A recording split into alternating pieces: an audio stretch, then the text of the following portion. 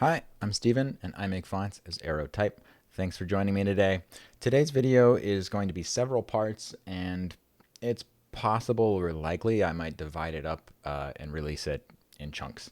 But basically, it's going to be a big update on where I'm at with name mono, and I'm getting pretty close to the finish line on it, so I'm excited about that. I've tried to share a lot of this family, especially here on my YouTube channel, so you can go back into my videos to see more of that if it's the sort of thing you're interested in seeing. But yeah, basically today I'll be saying what updates there have been since the latest public release, which was kind of a while ago, uh, how this all compares to Name Sans, which is more complete as a family, um, how and I say more complete. It's like complete, but is any creative project really ever truly complete? I don't know.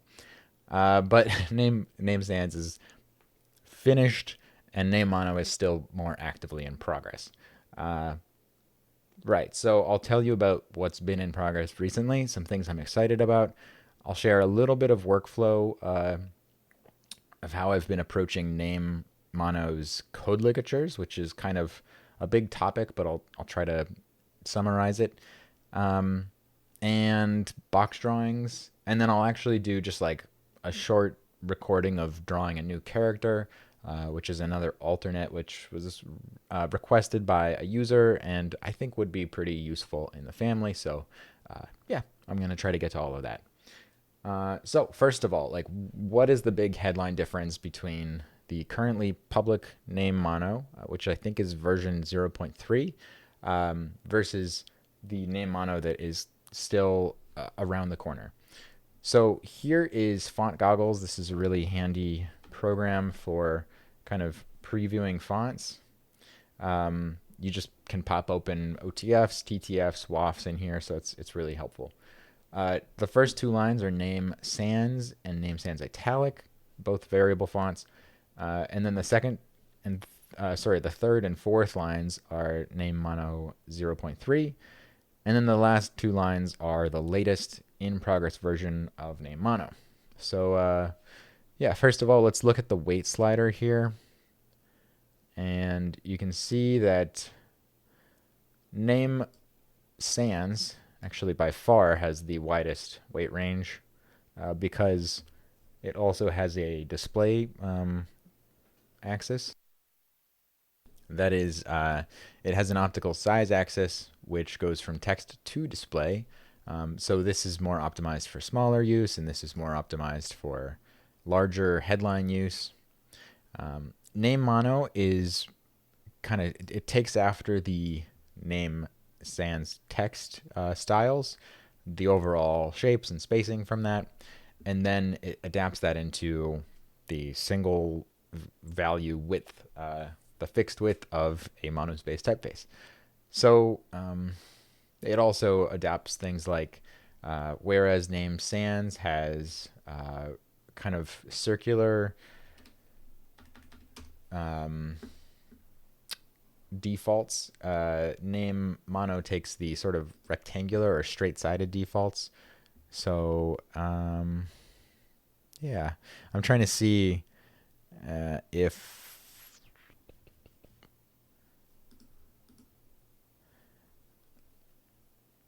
yeah, these stylistic sets aren't necessarily meant to be precisely kind of like the same between the name sans and name mono families, because they are very closely related, and yet they have very different utilities. I guess I'm liking that word today. But yeah, basically, name sans does have. Let's see if it's stylistic set 2. Yeah, it is. So you can see that this has a different purpose in the monospace, but in the sans, stylistic set 2 gives rectangular capitals, as I call them. And these are the defaults in name mono because the uppercase has to be pretty narrow to fit into the same rigorous mono spacing as the lowercase. Whereas in the sans, everything is proportional, so it has more room. And by the way, the monospace does have what I call that classic uppercase, which rounds out the sides and of course, they're more ovals than round, than circles. And this is not active currently in the latest, but it will still be there. It's deactivated temporarily for building and proofing of code ligatures. So, other details that are being changed a little bit. One is in name sans and name mono 0.3, you can see that there are smooth joins for the counters of letters like D, and these are very symmetrical. And to me, this works really well in name sans because it's a proportional typeface. So this basically looks more or less the same nice width as the N and the O, and yeah, the M is a lot wider, obviously, but these all feel kind of like in the same family. The problem is I started to feel like keeping that sort of smooth, symmetrical, elliptical bowl in the monospace meant that the D actually begins to look too narrow in comparison to the N and the O. And it also kind of ran into certain weight issues, like around the regular italic. I was feeling like this was getting too bold, and that could have been fixed, but looking at that made me look at this again and just feel like this doesn't quite fit the kind of visual spacing. Of course, it has to fit the mono spacing. So what was I to do? Well, I decided to make this straight-sided, which is a bit of a departure maybe from name sans, but it kind of takes after like the A and the N. And it's sort of the hybrid between, a straight-sided character and a round character. So it's not too out of left field that the bowl should be straight-sided on one edge and round on the other edge. So I'm kind of sitting on this decision a little bit just to like work with it and see how I feel about it after a little bit of time with it, but I think it's pretty promising and definitely helpful for the visual spacing. So I like it. It's just a bit of a new way of thinking of what name mono is. So yeah, I don't know. There's like a small chance I'll decide to go back to this version. The other thing, a bit like that, well, one detail is that the S has been given a little extra width in the lowercase, just to kind of like more be more harmonious with other proportions, like the E and A in particular. Whereas before it maybe feels a little on the narrow side. It takes more after the kind of proportional font dimensions here, where the E is deliberately more circular. The other thing here is that in the italics, and this is yet another decision I'm like kind of still thinking through, but in the italics, you can see 0.3 here versus the latest. The I and L have kind of diagonal edges here in the older ones and vertical edges here in the newer ones. These vertical edges are meant to more kind of seamlessly work with the overall idea in the italic. And let me kind of beef it up a little bit to really make that clear. The italic has a lot of vertical endings for horizontal strokes. In fact, basically every horizontal stroke, unless there's one I'm not thinking of that would be a really special case, they all end in these verticals. And maybe in the darker weights in particular, this was feeling a little too chaotic to me. So I've kind of cut these or sliced these vertically, which, yeah, I don't know. I'm still kind of deciding like what fits the family better. I think perhaps this feels more connected than these do. So that is something I like about it. But at the same time, maybe this echoes the idea like all the way back to the original of kind of tile mosaics where strokes would end in right angles. So yeah, I don't know. Overall, I'm pretty sure that I'm going to keep both of these kind of design changes. But yeah, the process of type design is kind of like, for me at least, doing a thing and then like sitting with it for a little while. I literally use this font every day in my work, um, as a font coder person, to yeah, so I can actually like feel out if these things make a difference. And honestly, at the size I use a font in code, this doesn't really make a difference. So this choice is much more considering like what looks better, perhaps in branding or graphic design, or some sort of a larger scale headline use of a monospace font. So yeah, I'm kind of still deliberating on that a little bit, but the other thing, rather than just talking and talking about just a few words here, that I want to share is code ligatures. So code ligatures, you're probably familiar with if you're watching this video, but fonts like Fira Code and JetBrains Mono have some code ligatures. And basically, if you're coding all the time, you're going to say this is equal to that, or this is greater than or equal to, oh gosh, that, and this or that would be variables, for instance, and these would probably not be in a row. You probably get it. And in normal programming, if you don't have these features turned on, these will look like this, which is fine. This is like literally what you type and what the code needs to read. But the idea of code ligatures is that maybe it's helpful, like almost like a layer of syntax or code theming, that you could change some symbols to sort of visually reinforce that essentially you typed the right thing and they're doing what you want them to do. And that's how I look at them, at least. So, greater than or equal to becomes kind of this double wide glyph that looks more like how you'd write it by hand in a math equation. And the equals equals becomes, a double width equal sign, or equals equals equals becomes a triple equal sign. So there's, the basic, I don't know, overview of code ligatures, but there's a lot of different symbols in code. So how do we decide which ones to actually make?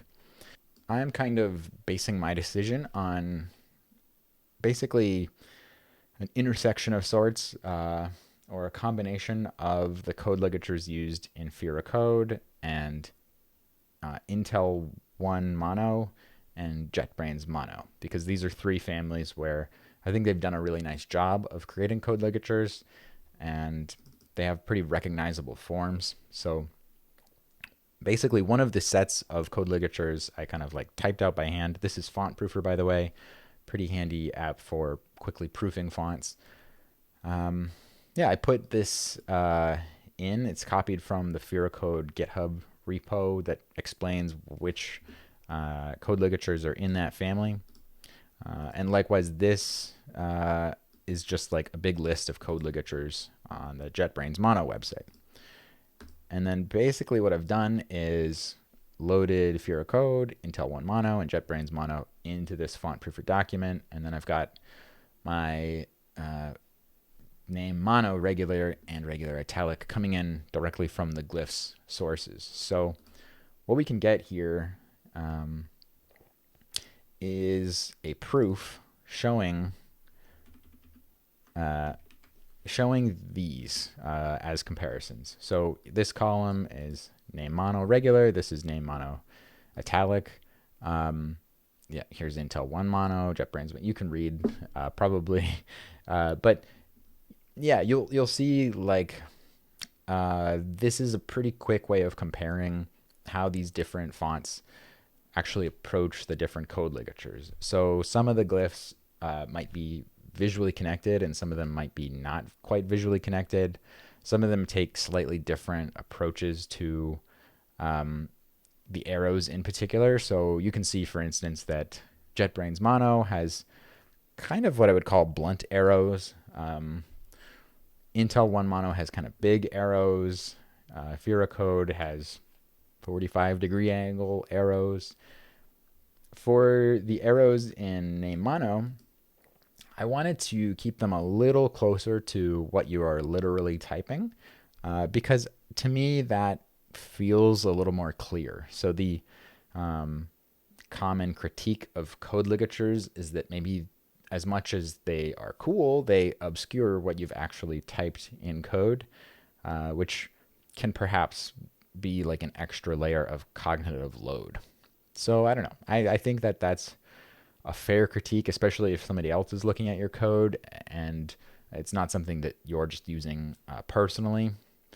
In fact, if you were, say, leading a class or giving a demonstration, I probably wouldn't use code ligatures, or I wouldn't activate them in that font for that context. But yeah, I've combined some glyphs like where I find them pretty fun and helpful, like these greater than and less than or equal to glyphs, and the equals equals equals glyphs. And I've had probably a little too much fun in the ampersand ligatures. But for some of these comparisons that sort of functionally become arrows, I've kept them a little closer to the greater than and less than signs than others of these, which really combine them into arrows. And for me, maybe it's because I'm just like not as familiar. Like I don't use bit operators that often. But I guess if I was using bit operators all the time, maybe I'd feel like this was the appropriate thing. But for me, I kind of want to keep them a little closer to the literal syntax that is in the code, whereas some of these things, I think they become more obvious as code ligatures. So that's just kind of where I'm coming down on it. You can see that, for instance, in some of these Ruby symbols, like Fira code listed them as ligatures, probably because they're scooched together, I believe, as a ligature. But Intel 1 Mono, for instance, makes them more into like that recognizable thing that you might write by hand. So I wanted to follow that a little more with how I treated them. Yeah, it's just a bunch of decisions like that. Another thing I did was like, I like markdown tables quite a lot. And if you don't do anything special, this will happen. It'll kind of carry one of these hyphen bars in from the logic set and apply that in the markdown, but I made a little special exception for that. However, I didn't want to like make all of these things into solid lines. I don't feel like that's particularly helpful. Yeah. So that's kind of like how I've approached this. And I'm summarizing a lot because this is quite a complex little glyph set to put together. So it's been a fair amount of iteration and working to get pretty close to the finish line on the code ligatures. And, there's just like so many instances where maybe you have an arrow facing the wrong direction, or something is not quite vertically aligned to the average center as you might want. So it's helpful to like proof it a lot and look at it a lot. And that's what I've tried to do. If we look at, let's see, I put together kind of this big list in glyphs to sort of show all of these. And yeah, I'm just kind of like looking at them a lot and going through the various master layer weights here to see how they're looking. Something I've done that is a little also different is I have the standard set of less than and greater than symbols, which are pretty standard, I would say, to how things look like in any sans serif typeface. But in the set of code ligatures, which will come on with an OpenType feature, or I'll probably build a code version of the font that has this on by default. I I've created less than and greater than code. In glyphs, by the way, Command F is how you find a glyph, like E acute, in case you didn't know. I somehow didn't know that for a while using glyphs. I mean, I learned it a long time ago, but it's a handy thing if you don't know. So, right, basically, I wanted to create less than and greater than signs that sort of work as more arrow-like symbols, but also as those later less than and greater than symbols. So these will come on and swap in even if you don't need other things here. So in Python, a lot of the times you might have, for instance, just a less than or greater than symbol without the equal sign after it or anything else. So I wanted that to kind of feel more fitting. The other thing I was doing here is being kind of mindful of sort of the average vertical line. I wanted things to generally look like they're in the middle of the surrounding letters, and I'd say that is like slightly lower for traditional math symbols and colons and things. They're sort of aligned with a bias towards the X height. But for code ligatures, I think it makes more sense to align them with a bit of a bias towards the caps, but also taking in mind the numerals and the lowercase. So basically, these take after things like the asterisk and equal sign, and these are all centered along.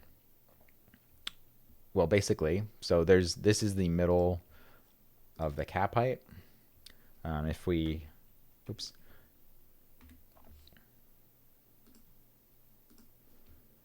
So if we assign the middle of the cap height, so let me add a guideline there.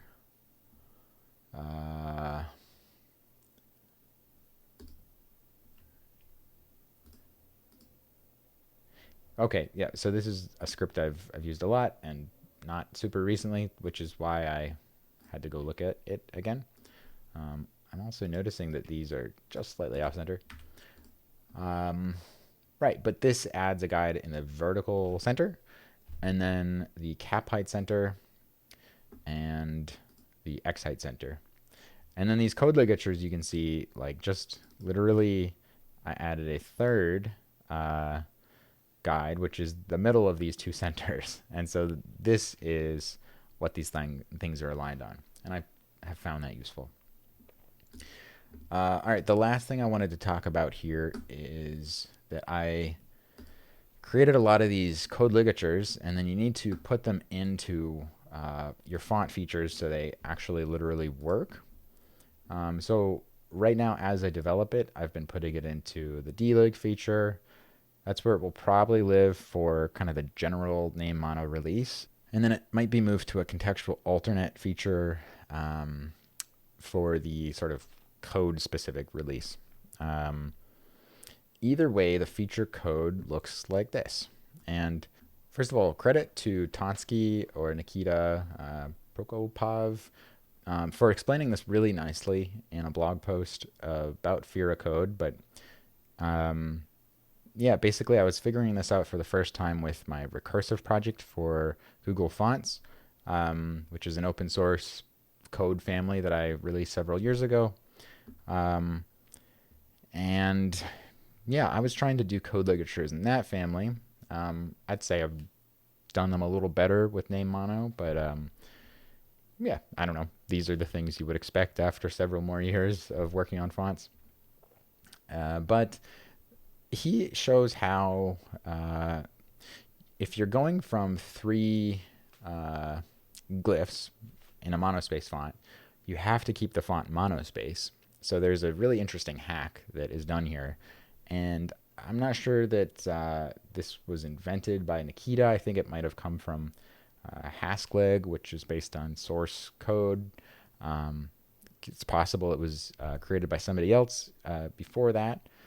But basically, the OpenType feature comes along and swaps these three glyphs for essentially space, space, and then the code ligature glyph. And so the code ligature glyph itself has a huge leftwards overhang, which looks like this in the code editor, or sorry, the font editor, and then requires this kind of code to actually replace itself. So if that doesn't make sense yet, let's look at glyphs again. So let's create a new tab, and I'll give HH less than equals HH. And then if we turn on the dlig feature, okay, first of all, you can see these are two separate glyphs. If we turn on the dlig feature, they turn into this glyph. And what you're seeing here is actually one glyph, but you can see it's like overflowing to the left side by a lot. And this glyph is just basically a space glyph, but it's not the space glyph per se. Okay, I've taken a pause, partly because my recording software had a glitch, which is fine. It normally works very well, so glitches happen.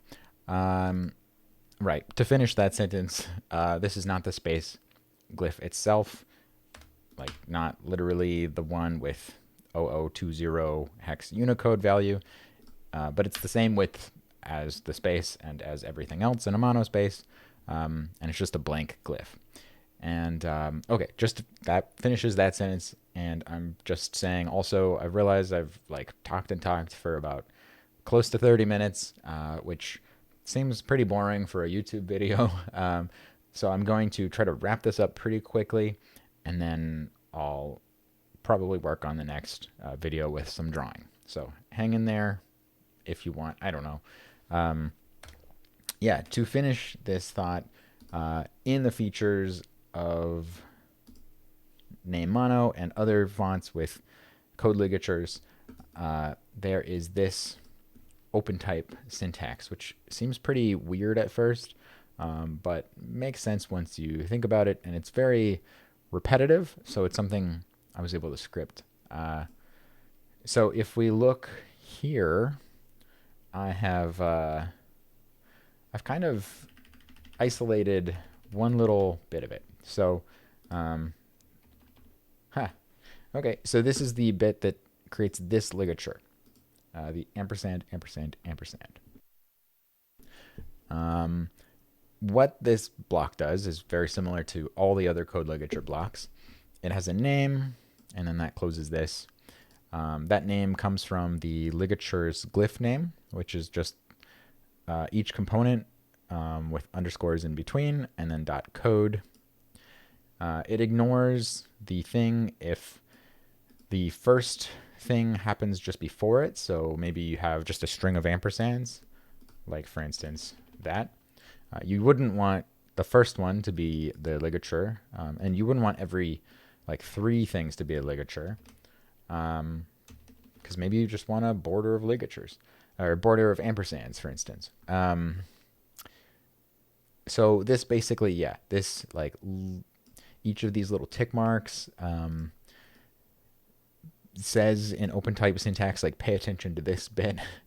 So this is just saying like ignore the case of when there's 4 ampersands in a row, or rather there's 3 ampersands, but they are preceded by an ampersand. Also ignore the case if they're followed by an ampersand. And then these 3 lines do the rest of the work. They're in the reverse order of this in the actual OpenType feature code. I think it doesn't necessarily matter which order they're in, but I'm not 100% sure of that. But this definitely makes more sense intuitively reading through it. So, yeah, basically when OpenType code runs like line by line, and the simplest situation is like sub fi by fi. So you've probably seen this ligature many times. Stop. You've seen this ligature many times, and it substitutes an F and then an I with an FI ligature. So this is the same thing that's happening, but for code ligatures. But it has to happen glyph by glyph because of the way monospace fonts have to stay monospace to work on many Windows apps, for instance. So it finds a row of, well, an ampersand followed by 2 more ampersands, and it replaces that first one by the code ligature filler. And then it will find a row that is a code ligature filler followed by 2 ampersands, and it replaces the first ampersand by the code ligature filler.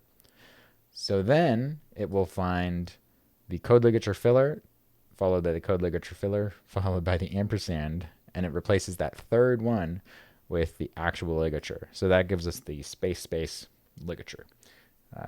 And then, as I already said, it ignores the situations where maybe you've just got a bunch of ampersands in a row.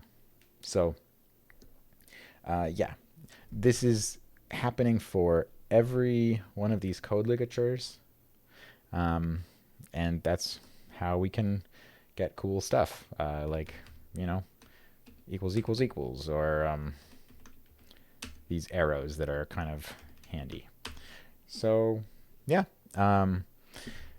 that code is sort of repetitive. I wrote a script originally for recursive, which you can go find it if you want, to prepare this code ligature feature code, and I've updated it a little bit to just be a little better for name mono.